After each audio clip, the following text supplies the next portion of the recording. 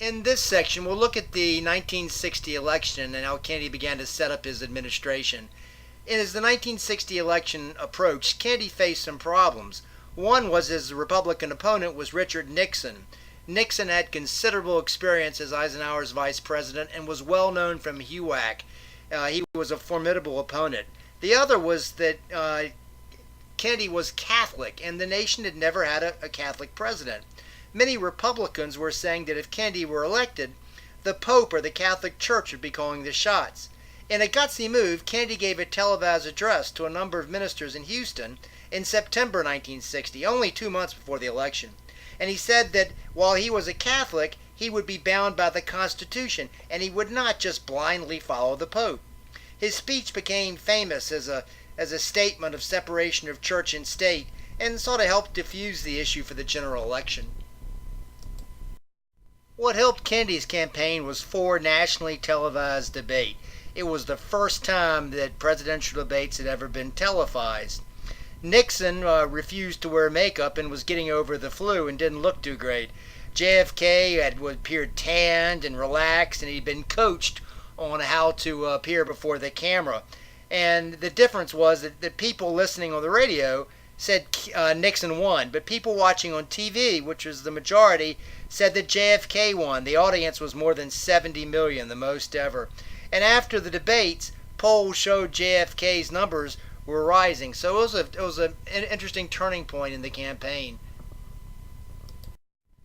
When the election came, JFK won a very, very close election.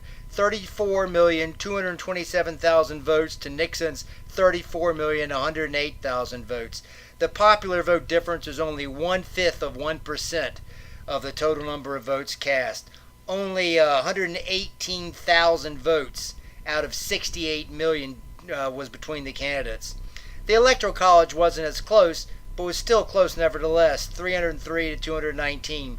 There had been some evidence of election tampering in Chicago with Mayor Richard Daley, which might have changed the popular outcome, but to Richard Nixon's credit, he didn't challenge it. He was playing a long game and figured that challenging an election would make him appear like a sore loser, and he was going to play for the presidency later in his career. JFK's presidency appeared to begin with a great deal of hope and some popularity. His inaugural address was famous. It appealed to the young, but also called for a rededication to traditional American ideals.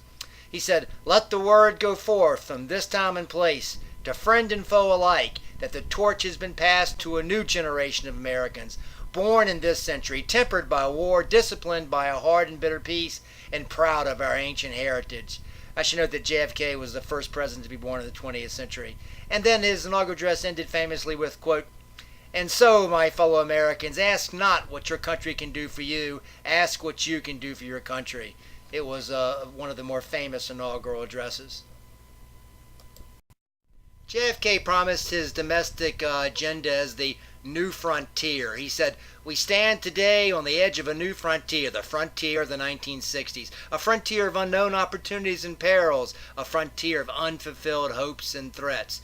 JFK planned a very aggressive, liberal agenda, and it now had a moniker, the New Frontier.